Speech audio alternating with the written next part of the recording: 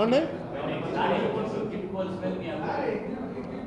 మీ అందరికీ, ఎందుకంటే మీరందరూ ఇందులో నిష్ణాతులు కాబట్టి మీకు ఎందుకు టెన్షను, నాకెందుకు టెన్షన్? 2 రోజులు అయితే అయిపోయింది. ఏమో నాకు సంగతి తెలియదు.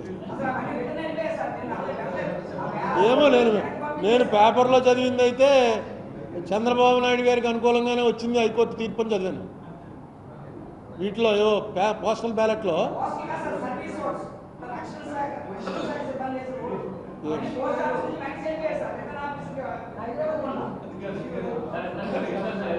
అంటే రక్షణ శాఖ కూడా చంద్రబాబు నాయుడు గారికి వేసారనే.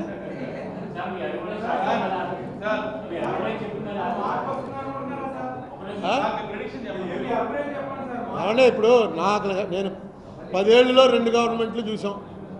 ఏ గవర్నమెంట్ వచ్చినా ఇలాగే ఉంటుంది. కొంచెం బెటర్గా అయితే మంచిదని ప్రెస్ మీట్ పెట్టాం గవర్నమెంట్ రాకుండానే. మనకు రావాల్సిన డబ్బులు తెచ్చుకోలేని గవర్నమెంట్లు ఇంకెందుకండి? ఏదో ఇది చేస్తాను అది చేస్తాను, ఎంత పెంచుతాను అంత పెంచుతానంటూ రావాల్సిన డబ్బులు తెచ్చుకోవాలి కదా.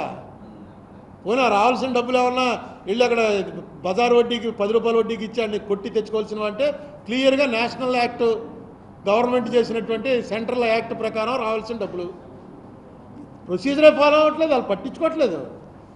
ఏం చేశారు? ఇప్పుడు నేను చెప్పిన వాటి మీద చెప్పమనండి, ఏం చేశారు? ఏమీ అసలు ఏం లేదు, అంతే. అవునండి, ధర్మ పోరాటం ఏది తర్వాత అంటుకోవాలి కదా.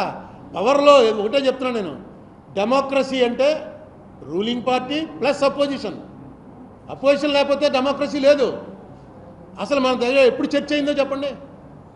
వీళ్ళుంటే వాళ్ళు ఉండరు, వాళ్ళు ఉంటే వీళ్ళు ఉండరు. మీకు అదే తెలంగాణ అయింది 2వ సెషన్లో 3వ బ్రహ్మాండంగా రేవంత్ రెడ్డి కేటీఆర్ దెబ్బలాడుకుంటున్నారు, మాట్లాడుకుంటున్నారు. హరీష్ రావు మాట్లాడతాడు, బట్టి విక్రమార్క మాట్లాడతాడు. ఇక్కడ కూడా అలా మాట్లాడుకునే పరిస్థితి ఎప్పుడు వస్తుందని చూస్తున్నాను. అసలు వీళ్ళు వస్తారు, అందరూ ఎవరు లేకుండానే గిలిటిని కొట్టి అన్ని బిల్లులు పాస్ అంటారు. ఏమంపై ఇది బాగుపడాలంటే అపోజిషన్ ఉండాలి, రూలింగ్ పార్టీ ఉండాలి. ఎందులో ఉన్నా సరే శాసనసభ్యుడు అన్నవాడు వెరీ పవర్ఫుల్.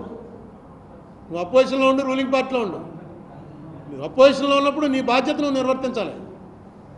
రూలింగ్ పార్టీలో ఉంటేనే ఏదో చేయగలం అనుకోవడం చాలా పొరపాటు. ఈయన వెళ్ళిపోయాడు. అలా ఉండకూడదని మన ఏడుపది. అలా కాకుండా చేయండి. ఎవడో ఒకటి ఎక్కుతాడో ఒకటి ఓడిపోతాడే. ఇది ఎప్పుడూ జరిగేదే. ఓడిపోయిన వాడిది ఏమీ సర్వనాశనం అయిపోలేదు, నెగ్గిన వాడేమీ వెళ్ళిపోలేదు. 2 సీట్లు మనం చూడలేదా? అయిపోయింది బీజేపీ అనుకున్నాం, వాజ్పేయి ఓడిపోయాడు. 2 సీట్లో 1 సీట్ ఇక్కడ తెలుగుదేశం ఎన్టీ రామారావు వాళ్ళు వచ్చింది, హనుమకొండ జంగారెడ్డి. 1 సీట్ అనమాట వాళ్ళకి, బీజేపీ వాళ్ళకి వచ్చింది. అయిపోయిందిరా ఇంకేంటని దుకాణం కట్టేలే. అలా లాక్కుంటూ వచ్చారు. ఈవేళ 300, 400, 500 అన్న లెక్కలోకి వచ్చేసింది. రాజకీయంలో ఏది కూడా శాశ్వతంగా ఉండదు. ఈవేళ ఎవడైతే డిఫెన్స్ అనుకుంటామో వాడు రేపు అఫెన్స్ ఆడతాడు. కానీ ఆడేది జనం కోసం ఎప్పుడైతే ఆడతారో జనం కూడా ఇంట్రెస్ట్ కలుగుతుంది. మీ సొంతం కోసం అధికారం మాత్రమే రావాలని, అధికారం వస్తే మిమ్మల్ని నమ్ముకున్న వాళ్ళందరూ మళ్ళీ పైకి వస్తారు. వీళ్ళకి అధికారం వస్తే మిమ్మల్ని నమ్ముకున్న వాళ్ళందరినీ వాళ్ళు తొక్కేస్తారు, వాళ్ళని కావాల్సిన వాళ్ళు పైకి తీసుకొస్తారు. ఇదే ఆట ఆడుతుంటే అసలు స్టేట్ పరిస్థితి ఏంటి? ఈ తొక్కిసలాట్లో స్టేట్ తొక్కిసలాట అయిపోతుంది. ఏమండి, జనం ఎవరికి నొక్కితే వాళ్ళకుంటుంది.